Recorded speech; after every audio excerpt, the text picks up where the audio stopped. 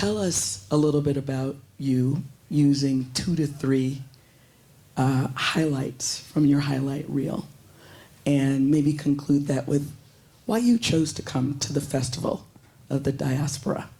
Maya, can I start with you? Sure. Thank you, Nikki. It's my honor to be here at the Festival of Diaspora. My name is Maya Rocky Moore Cummings. I consider myself one of those globalists because my father was Air Force and I grew up moving around the country and the world. But we were from a very specific context. My folks grew up in the Jim Crow South. And the stories of my youth, even though we didn't live it, were what my parents and their parents experienced living in a segregated existence. And so I have always had a consciousness with regards to the positioning, particularly of African Americans in the United States. I'm just the 4th generation from slavery in the United States on my mother's side. And it has informed my work. I'm a political scientist. I run a company called Global Policy Solutions. I worked on Capitol Hill. I worked with in the private sector. I worked with the philanthropic sector, all for the advancement of liberation. And that is the work that I have done for the last 30 years, and that what I continue to do. I am here because I have been linked to the diaspora through some work that I've done in the past with the Congressional Black Caucus Foundation.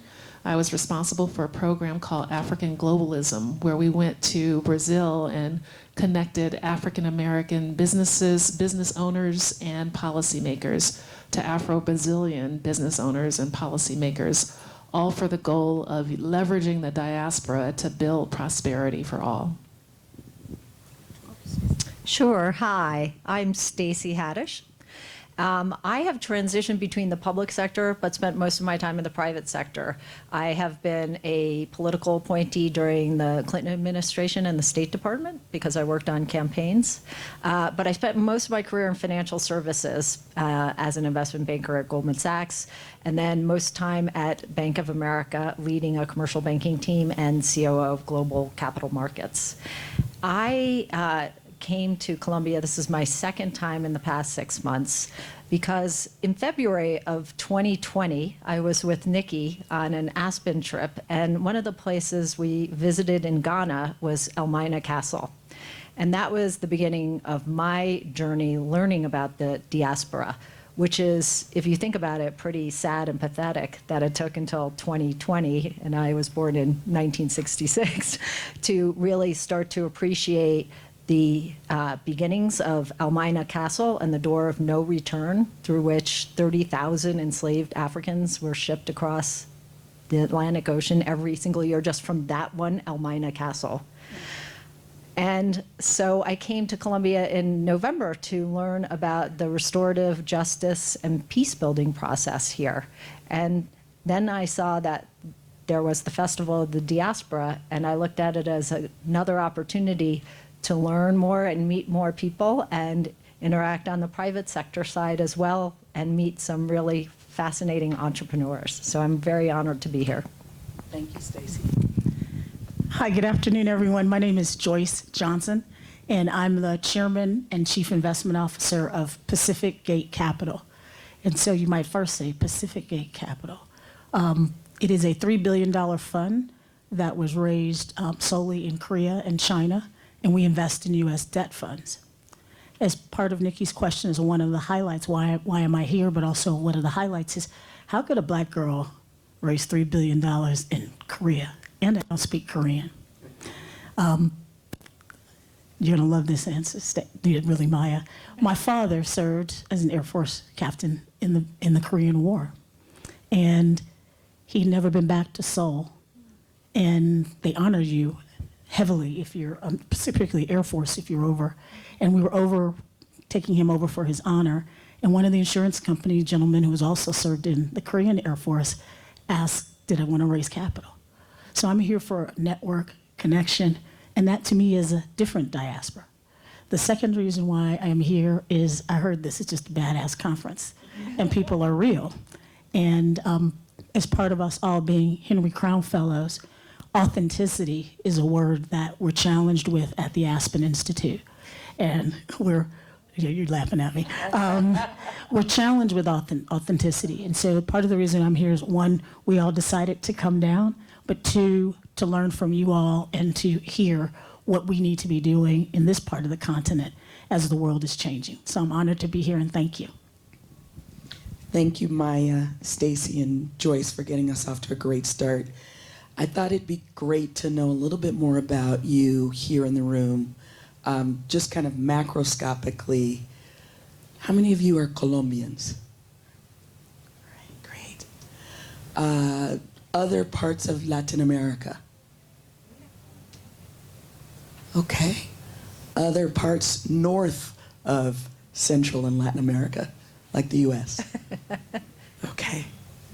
Anybody from the motherland? Okay. Did I miss any parts of the world where you are from? All right, so we got a nice mix in this room. And by the way, does anyone need translation? Español solamente? Because we've got some friends in the back of the room if you need any. Okay, todo inglés? Everybody English? All right, let's go. I'm wondering if you reflect on your identity as women, how does that inform your success or even challenge as an executive? Joyce, you want to start? It's funny, as I grew up as a tomboy and an athlete, and I attended the University of Denver as a skier, still the only African American to receive a scholarship to ski downhill race for University of Denver. So I think my identity as a woman really comes more from my grandmother and my mother. My grandmother lived with us most of the early part of my adult life. Shout out to Little Rock and my Arkansas crews that are out in here. And she taught us very simply. She was also my principal, which is a whole nother story. You can have that over cocktails. Growing up with your mother as your principal. But she taught us that identity makes yourself who you are at a very, very young age, whether it's in sports, athletics, but most importantly in academics. So it was less about being a woman. It was more about challenging yourself. And when I decided to enter into finance, which is, Stacy knows, is still predominantly a white male-oriented group, had to fight my way up to the top, but would not have done it without all female mentors from the early part of my career. And I give my shout out to Vanita Fields, who's not in the room, but she took me to buy my first outfit. I won't tell you what I had on before, but she said that's not working. So we marched to Marshall Fields. I'm dating myself in Chicago. But she did something even more importantly. She took my offer letter and said, that number's not right. I didn't know, I had no idea. 18 years old coming out of school. But she also said Joyce must go to the one-year training program at Citibank, which is about a $100,000 investment in their employees. All white males? No, she can't go. She went to the University of Denver. She didn't go to Harvard or Penn. She insisted. And that was a key element to trajectory in my life, and I'm forever grateful. So women have been an important part of my mentorship, and it's my job now to mentor back. Great. So I would say I am greatly influenced by having gone to Smith College, which is an all-women's college. And as a result of that, and of course with some help from my parents, my upbringing, I live on what I call the spectrum. And I live on a spectrum of hubris to humility. And I bounce between those two things because in many respects I think, oh, I can do anything. And that was part of the education at Smith College. There was nobody else to do everything there except the women students who were there. And so there was never a, can I or can't I do that? It's like, you must take that leadership position. You must do this because no one else will do it. In the humility side, because I have a goal of always surrounding myself with people who are smarter and more talented than I am, which is not hard. And as a result, I really, and I'll talk a little bit more about this, look to build teams. I look for people who are extremely talented, but they may not have done the job that I've asked them to do before, may not have that direct experience, because I do believe people can learn anything because we all want to be here to learn and advance. So I would say it's a double-edged sword.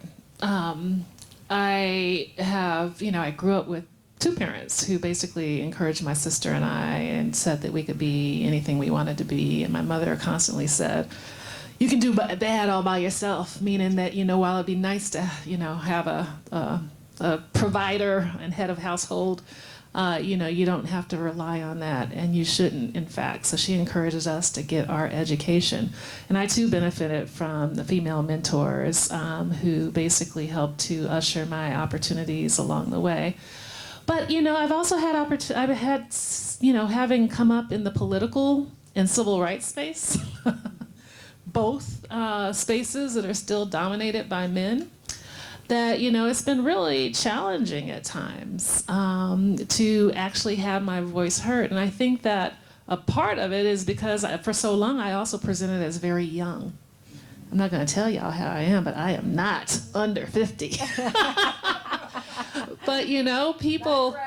Yeah, and so, I have been in all Black spaces where I have been discriminated against because of my perceived youth and my gender.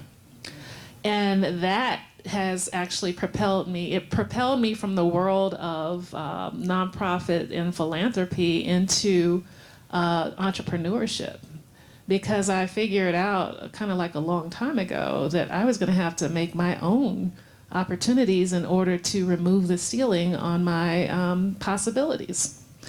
And so with that, I have now been in business since 2005. I have worked with some of the largest philanthropic organizations in the country. I have worked with policymakers at every level of government in the United States. I have served on major boards, and I have, and I feel like I'm continuing to evolve, because last year I recently also incorporated a new company, which I'm preparing for launch, and you'll be hearing about soon. But, I don't think that I ever quite envisioned that my potential and opportunities would be, limited in certain spaces by my gender and my perceived age. But, that being said, you adapt and you move forward and you grow. I want to ask you about, Maya, you talked about a double-edged sword. I want to ask you about superpowers. What about being Black? What about being a woman has endowed you with a superpower? And if you believe you have it, what is it? How does it show up? To me, I think you can read the room. When you're like, completely underestimated by everybody sitting at the head of the table. That means that, they're not expecting, when you walk in, they're not expecting you to, have anything to contribute. But you're reading the room, you're understanding the dynamics, because your very survival and your ability to navigate the space depends on you understanding the power dynamics. It means that you're understanding the messages that are said and unsaid.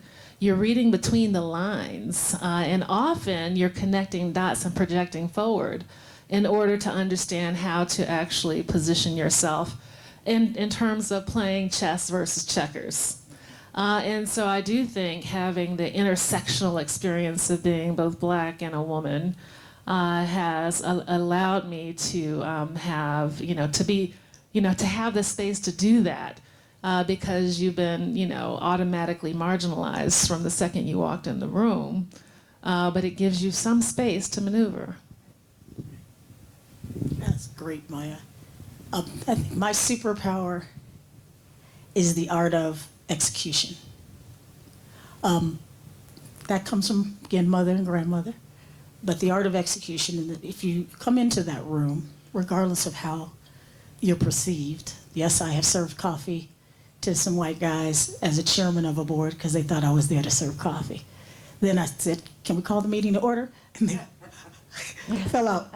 But I think and it's okay, but it also changes their dynamic of you. There's not an embarrassment, there's a, holy cow, what am I doing? What did I just do?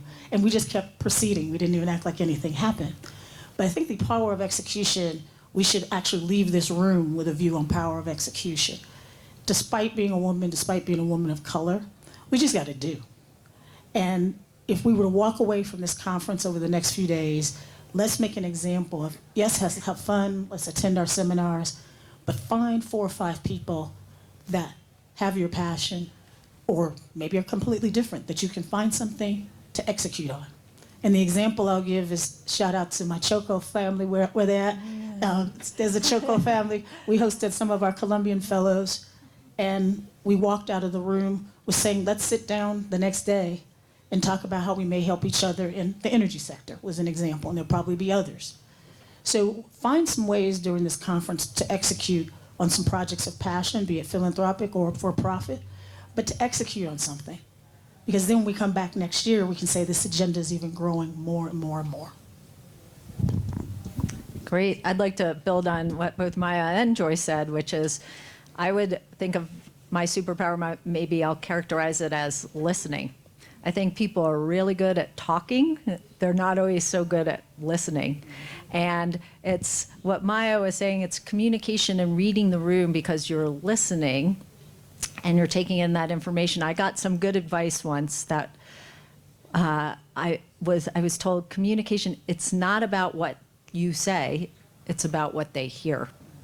Mm-hmm. And that's why I'm always very carefully taking in the information and processing it so then I can execute on it, as Joyce talks about. And so I think the great thing about being here all together is gathering information, listening to each other, learning from each other, and then what do we do with that? And what do we do next? How do we act on it? We're hearing a lot about the death of DEI.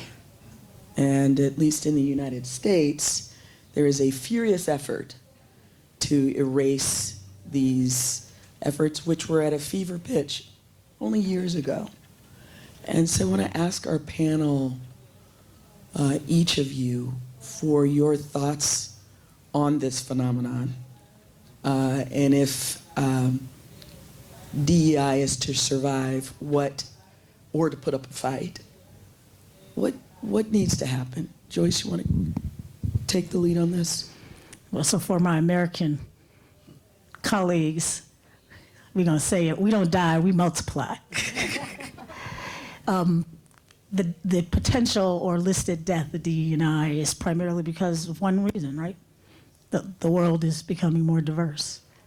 And our soon-to-be minority partners in the world want to try and find a way to further suppress us. So when I say we don't die, we multiply, it's not necessarily in number. Again, it's an effort and execution. So we just must continue to move on. I don't call it rhetoric because these programs, particularly in the military, that's the one place where the edict is very strong. However, in something called the $1 Billion Roundtable, which is probably a 20-year-old group that started building relationships with corporations to have the minimum spend be $1 billion. I can say this publicly. They regrouped the day after King's Day and said, what are we going to call it? Let's just rename it. And because we don't want to disrupt our supply chain, because they need to execute. There's a black-owned healthcare company that delivers pharmaceutical goods in 2 days. Well, they tried to outsource it out of the country. Corporations and CEOs don't want to disrupt billion-dollar supply chains, especially if they're executing and they're doing well. So it's really important for us to leave the rhetoric, but just keep executing and keep multiplying. Because it's not, instead of kill D&I in Company X or in the certain portions of the government, it's really now more to a point of how do we continue with those relationships? Because some of these folks are saying, yes, that's an executive order. Until it becomes law, I will do as I'm told and remove the language out of various pamphlets and other things, but I still need you to do your job. So I ran Bank of America's commercial banking business, which served companies with $50 million to $2 billion in revenue. So it was $1 billion business. And when I took it over, I knew nothing about commercial banking. I had no background in commercial banking. I had never been a commercial banker. But I was asked to take on the business because I had previously been COO of Bank of America's global capital markets business. And I needed to build a new team. And when I looked at the talent that I could attract and the talent that I knew, it was from within the bank, but none of them had been commercial bankers either.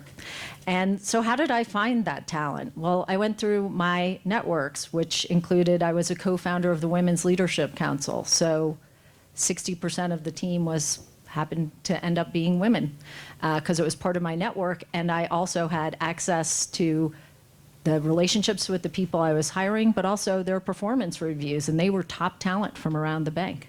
And when I wanted to find others from the bank in different areas of the business, and I had already been in the business at Bank of America for over 10 years, I went to other employee networks like HOLA, the Latino organization, or Black Professionals Group, and I asked those leaderships to say, who are the most talented people in your organization? And they sent me recommendations, and I hired them because these were people who were active in the Bank of America community, were successful professionals. I saw their reviews, and they had developed relationships across the bank. And what is banking but a relationship business with your customers? And so the team I ended up building was collaborative with one another, not competitive. They all brought something different because they came from capital markets, sales and trading, wealth management, COO, all different parts of Bank of America. So they could mobilize the bank on behalf of customers. And they enjoyed working with one another because they all had different career paths. And so they ended up being a diverse group of people by professional background, by traditional metrics in the US, but they ended up being a top performing team. So I think when we think about DEI, it's become like ESG, one of those other acronyms that's gotten a bad rap. But it's what Joyce is saying. It's like the business you do to create the best performing team is to attract top talent. And you just know you need to know where to look for that talent. And then ultimately it's going to end up being diverse because that's going to create the best performance and best culture. So not to belabor the reason why we're in this spot, but let me make a statement that, that white supremacy culture is creating a moment in time right now where they are trying to roll back DEI because they want to roll back the gains of the civil rights movement, the women's rights movement, the LGBTQ plus movement, et cetera, so that they, and when I say they, I mean white ethno-patriarchs, can maintain power and control in the United States, in the Americas, and around the world. That being said, I have to make this assertion, and I hope everybody hears me clearly. You cannot get rid of the substance of what DEI is considered and still have a quality operation. I want everybody to understand that quality means that you are actually incorporating all of the elements that we associate with diversity, equity, and inclusion in your business model, in your organizational model, in the way that you do your leadership.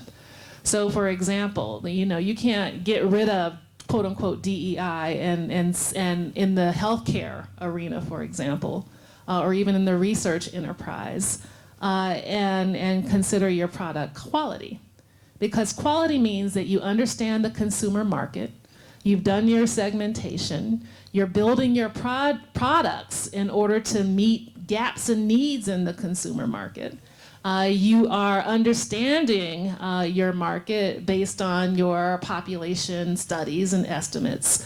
You're developing your solutions for those populations, and you're hiring people to actually address the issues who understand those deficits and gaps.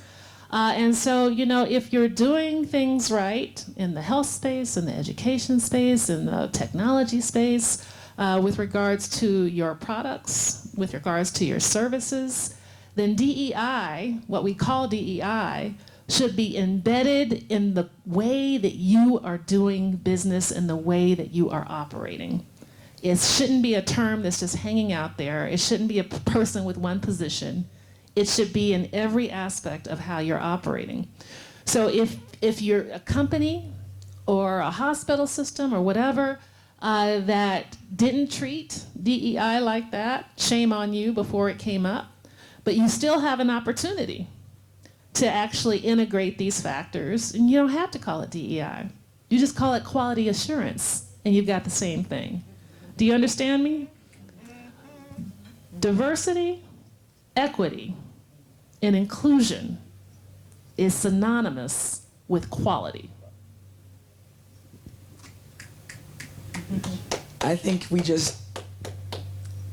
Maya talks about the inclusion revolution.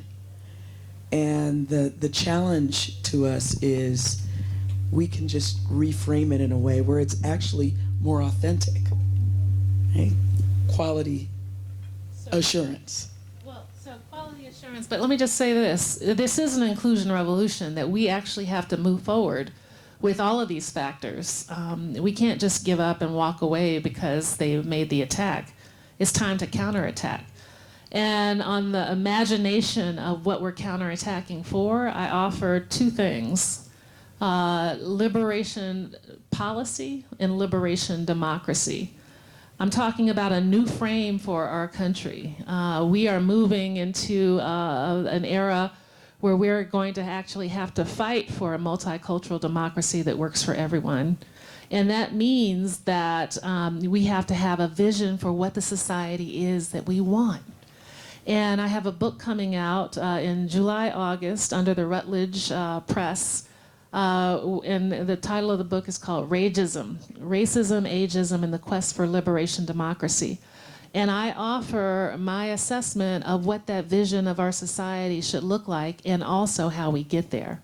So I encourage you to check it out when it comes out. And I'll certainly be doing everything I can to make sure everybody knows it's available. Thank you. I'm going to ask one. Nikki, can I add one quick point? Sure. Just to follow on your quality assurance point, wanted to give some examples as also a request, particularly from my USA folks. We got to get out of our own comfort zone.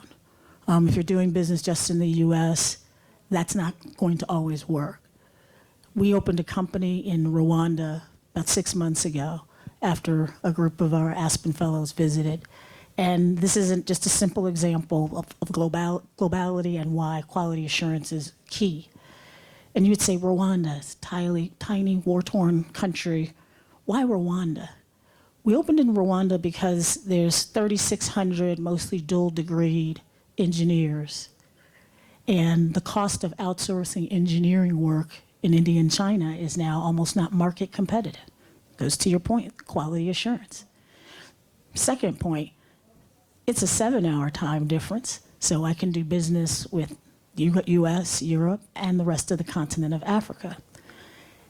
Folks in India saying it's a 13-hour difference. Time is worth more than money for many of these corporations. So we outsource their talents to the rest of the world at a cost-efficient price. So we make money, but more importantly, each one of those individuals that works for us has improved their quality of life from a wage standpoint by $20,000, which is double what they're making now. It's not about, I don't even think my clients in the US know where Rwanda is. I don't care. They're like, we're getting quality work and we like it, and let's keep going. And this is just another example of how we should be thinking about it. Thanks, Joyce. It's just so good, you got to add more to it. As they're seeking to divide everybody, the inclusion revolution is everybody actually has to hang together. So if you think that you're going to be an African American who's discriminating against somebody who is LGBTQ because they're different from me, or that you're a Latino who is going to distinguish yourself from somebody who is Afro-descendant because they're different from me, or that you're the first generation African immigrant who just assumes that it's not about them, and I'm not with African Americans who've been here for 4 generations, or I'm not with any of you all because they're different from me. Listen, they're coming, or you're a woman who is white and thinks, oh, well, they're not, it's not about, I'm not African American, I'm not Latina, I'm not, so they're not coming for me. They're coming for every single group. And that means that we do not have the space or the time to be riven by division among ourselves. We absolutely have to build bridges across all of these perceived differences. We have to check our own discriminatory impulses and realize that the only way that we achieve a liberation is together. Okay. Thank you. I'm going to ask one last question and then we'll open it up for this to become a conversation. What has to be true for you to thrive as an executive? Black, female, add all the identities. What must be true for you to thrive? Want to start, Stacey? Yeah, sure. I have to be constantly learning, and I have to be surrounded by people who are smarter than I am. And as I mentioned earlier, that's not hard. I really genuinely believe that an organization that's consistently open to learning, to mentoring, to being mentored and mentoring others, to helping others rise up, so that there's always forward momentum and great satisfaction in the organization that you're in, and that there's a feeling that you can do anything and you can thrive. That's the environment, and the people and the learning are absolutely key. Joyce? I like to have fun. And that's important because we all know what happens when we're not having fun, be it in our personal lives or professional lives. So I'm learning more and more that if I'm not enjoying something, walk away. I'm learning that if I'm really enjoying something, double down. The second portion I love to thrive, that just keeps me thriving, is I have 93-year-old parents who, thank God, they keep me working, they keep me moving, but they keep instilling different attributes and views because they're retired, but they're not in a moment where they look at what's going on in the world where they have to struggle. They're well taken care of. So they continue to ask me difficult questions and ask their world different questions. Last point is I continue to learn, but I made a pact with myself that 50% of the people I learn from have to be older than me significantly, because there's a different lens and set of wisdom that comes in. 40% have to be significantly younger than me. I'm figuring out what AI is. I'm being mentored in certain ways. And then 10% is usually my peers and colleagues who are just my pals anyway. But the 40 and the 50 really mean a lot because it's that lens and it's a different level of support. You know, the elderly person will say, I told you not to do that. Didn't I tell you? We've heard that before. But I went ahead and did it anyway, and I'm paying for it. Learning to have that wisdom and surrounding myself around those type of people really helps me thrive. I need God. To be frank with you, I mean, my faith has to be, front and center, and the ability to, go deep and to, have a practice of self-reflection and meditation and prayer is my base. And so I view all that as a part of self-care, which also includes healthy eating and physical activity. Because I have found that when I have let myself in the past, I've become so engrossed in work that I have forgotten myself, that, I've let my health go, I've let my, well-being go, that I don't optimize my output is not optimized. So that's my first thing. The second thing is I need left brain, right brain balance, meaning that I am an artist as well. I am a painter, I am a writer, I used to sing. I don't claim that anymore. But I have to have artistic outlet at the same time that I'm doing, the critical work of community building and nation building. And so, I love intellectual stimulation. I love to be around fellow academics and others who are thinking about the future of the world. But I also have to have time to paint and to be around beauty and other art because it feeds my soul. And then the last thing I would say is community and a network of people who are positive and affirming are an important part. I need a new set of mentors because mine have basically died out. But that being said, you know, community and networks matter for me. Yeah. Before you go into Q&A, Nikki, can we ask you what makes you thrive? Is you're running one of the most beautiful organizations in the Institute, and the one that's probably under the biggest spotlight right now. And if you wouldn't mind sharing a little bit more about it, and then how you're thriving, because I know it's been some tough roads. Thanks for that question. Nature is my place for thriving. And yesterday, when the four of us were together out on a little walk around Plaza Botero and Comuna 13, I was so nurtured by the green in this city, and learning that there's a flower festival the first 10 days of August. I want to come back. I want to be back here. I live in Los Angeles, and as you all know, my city, a lot of it has suffered through some catastrophic fires, and so that's just an assault to the soul when nature, and I believe fire is part of a cycle, but we need the green. We need it more than ever. And the water. I'm a diver. I'm a swimmer. The water nourishes me. Thank you. Let's open it up. Questions? Yes, sir. Yes, Lauren. You're all amazing people, including the moderator. But success, in addition to reaping benefits from success, along the way, there are several costs. So I've seen people as talented as me in high school and college, and they stopped because of the cost to be successful, whether it's social, familial, cultural.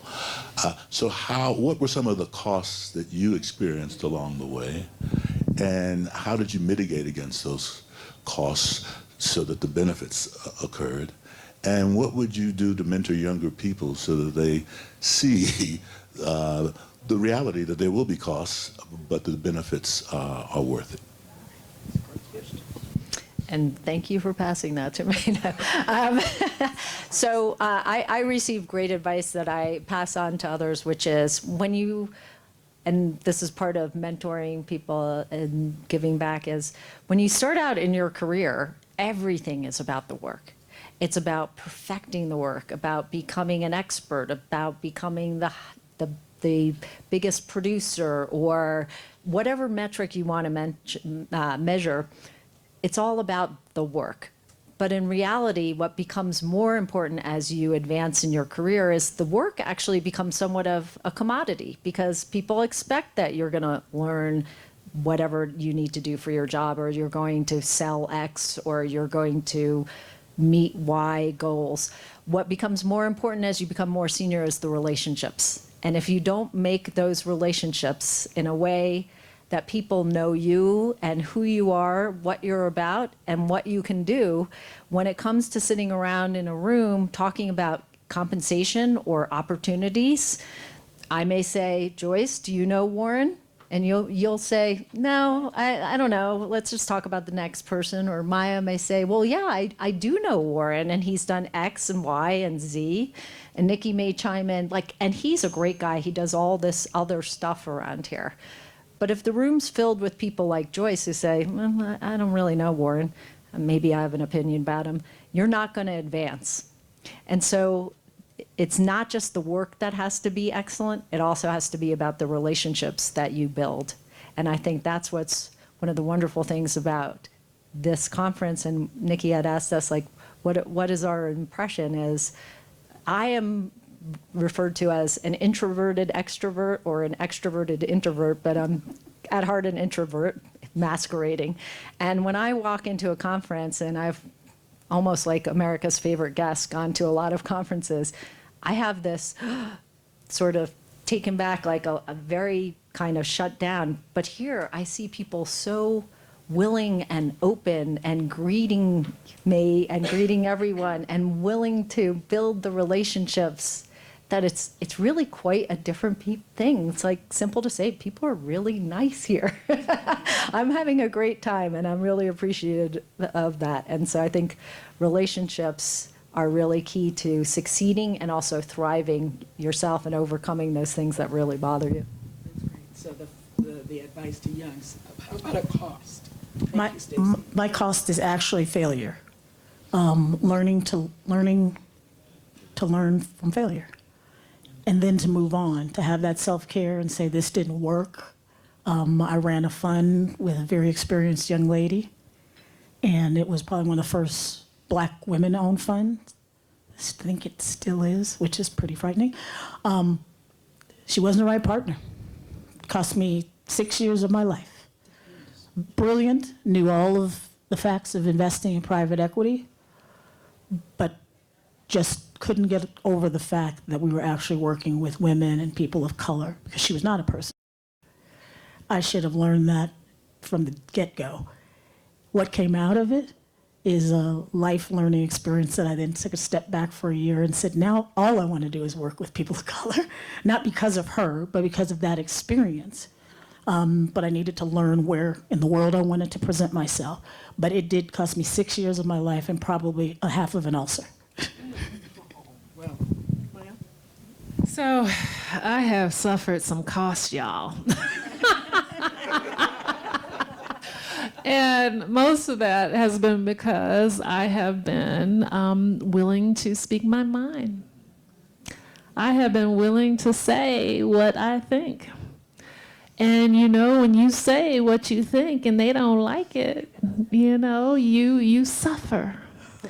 So I have suffered. And by the way, I was married, I don't know if you all probably don't know, but my late husband was a congressman. His name was Congressman Elijah Cummings. He died 5 years ago. He was also someone who spoke his mind.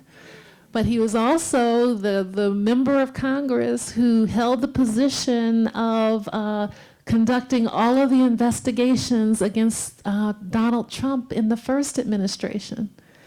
So with a combination of a couple who were speaking their minds in an environment where they don't want to hear it, and they will go after you, and they went after us. So the cost that I paid for that was I lost my 501c3 because they had a right-wing organization that went after my organization on a falsehood. But they took it to the IRS, and I had to spend a year of my life producing paperwork to show that we did nothing wrong. And by the way, the accusation got the headlines, but the exoneration did not. I lost my husband. You know, he was he had a long-standing illness, but the persecution that we underwent, I think, it accelerated his decline. I briefly, I think, lost my sense of self because when in the sense of grieving and, you know, everything that came after 2019, you know, I really had a book that I had to finish. There was a contract, and yet I found myself frozen. And it turns out I knew about flight and fight in terms of the stress response, but I didn't know about freeze. So I had to go get therapy, y'all. So, you know, my mental well-being, I think for a time was hijacked. Thank God I've gotten it back. But that being said, there are steep costs associated, particularly with leadership, particularly with values-based leadership in a world that doesn't have or share the same values. I'll just add a quick one, Warren, and then we'll get back to your questions. In California, there is a sad temptation to pit Black against brown. And I find, as a woman who spent a good amount of time in philanthropy, that when I was thriving and building teams, that some of my Latino colleagues, including my CEO, who you know, felt threatened by that. And I paid cost for that. Slow walked, you know, budget decreases. And so this notion of collaboration and really building alliances, it's one reason I thank my late mom for insisting that I learn Spanish. Because I hear things and then I'll turn around and go, hola guapo, to let them know I know what you're saying and I'm still gonna give you a compliment. So, thank you for that question. Yes.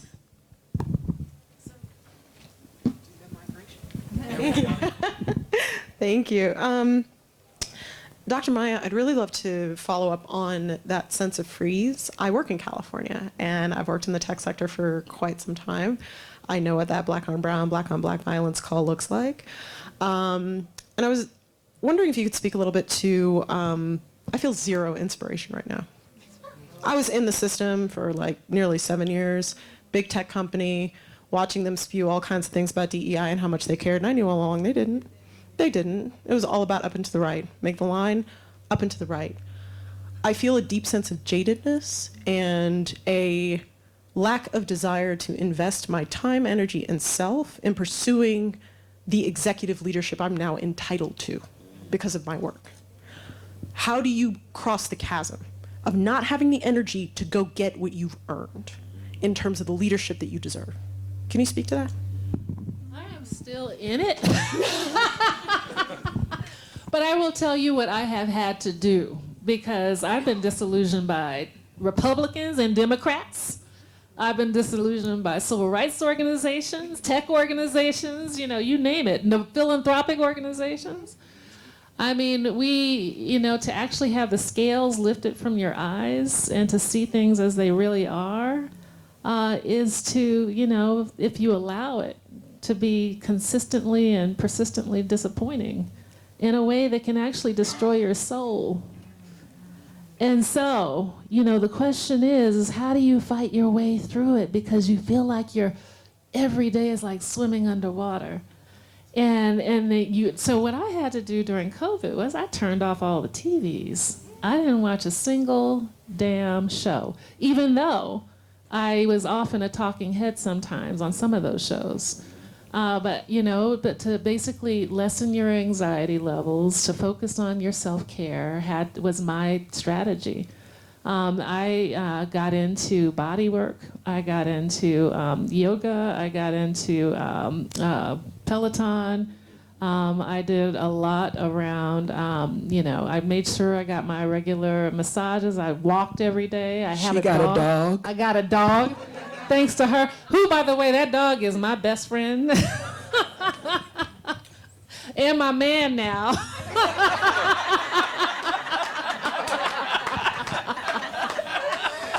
So, I had to do some soul stuff, but a lot of body work and a lot of spirit work.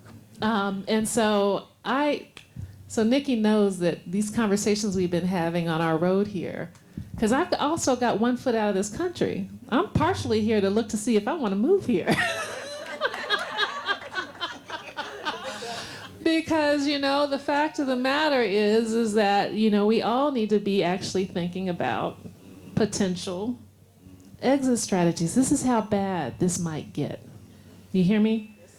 Now, I understand the notion of staying and fighting. And yes, I am fourth generation from slavery. I, grew up in a military family. I believe in fighting and all this kind of stuff. But at the end of the day, the question is how do you hold the front line, but then know when to fold them and then return to build, And nobody's saying renounce your citizenship. But if there might if it gets so bad in the short term that we have to create another diaspora and then come back, then that's what we have to do. But if you want to stay and fight, fine. I am on the line right now for that. Thank you, Maya. We're getting a 2-minute warning. Can I hear you, Joyce. 10 seconds. Mm-hmm. Yep. The word freeze, the opposite of it is to thaw. Mm-hmm. And the best part about thawing is it takes some time. It takes some self-care. It takes refocusing. The best suggestion I give is Surround yourself again around folks that you can talk about what the freeze looks like personally. And again, it might not be your best pal, it might be a therapist, but more importantly, it might be someone who's stuck in another way. Helping to share that, particularly on professional level and personal level, is my personal view of thawing. And it does help to sometimes speak to the different age groups because it's just a different perspective and a different type of love. Thank you so much. Gracias. Was there a question here? Yes, it was. I have a question. Quick one. Okay.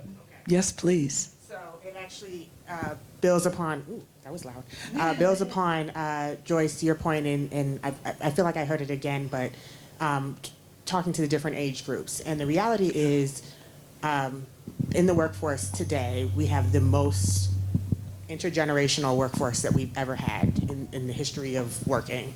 And I actually find that as an executive, I became a CEO of a multi-million-dollar organization at 36.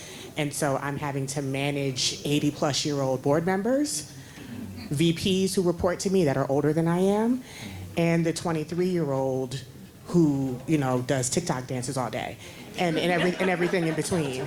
And so my question is, any thoughts around that added could be challenge or just intricacy of the workforce as it is today, because this is literally something we have never seen before, and the additional skills it takes to be an executive trying to manage 4 to 5 different generations all at once. Sure. It is a challenge. I actually took classes for it, and again, that was a failure because the classes didn't teach anything other than, you know, taught me how to get on TikTok. So that didn't work. But that is one of the reasons why I started engaging with younger people, and I did it through some venture capital projects. The young man who's white, Trump supporter young man, asked me to be his mentor and turned out mentoring me. Why? Because he's a number 4 gentleman for Salesforce and left at a young age and needed executive leadership. So that gives me hope that this country isn't as bad as it is. But I too needed him. So I'm going to start learning nuggets from these younger people. They'll never know what they know in AI that I'll never, and I probably don't want to know a lot about it. But it's also a way of engaging folks in conversation. And with regards to the elderly, I just take in every sponge of knowledge. Board members are fun, but they also provide that wisdom. So it is a tough balance, but I would encourage you just stick with it because I don't think there's a class that teaches how to do it and learn from your mistakes, which is always one of my favorite things. Thank you. I'm going to ask for a closing 10-second thought from each of the 3 of you. A wish that you'd like to leave with the festival, or a closing thought. Stacey, you've got a mic. I would just say I wish that we all build a relationship that lasts beyond this conference and takes us somewhere to do something. I too wish the same, and also wish everyone a happy and enjoyable time here. But please walk away with something that we can all work on together, or find that partner to make sure that we're all back next year. Mine is in the same frame, and the wish is that we actually leverage these convenings and this network to build power, to build economic power, to build political power, to build social capital, but power. And so that means not just one and done, come and say hi, smile and leave, but building relationships, staying in contact, having agendas that are international and domestic in scope. I do think that this is an opportunity for us to actually think about how we ascend beyond some of the limiting power structures that we encounter in our countries to actually empower Afro-descendants and Latinos and Latinas in the Americas and beyond. Great. I wish you would join me in thanking these 3 amazing panelists, Maya Rockeymoore Cummings, Joyce Johnson, and Stacey Hadash. Thank you. Such a pleasure. Nikki Irvin. Thank you.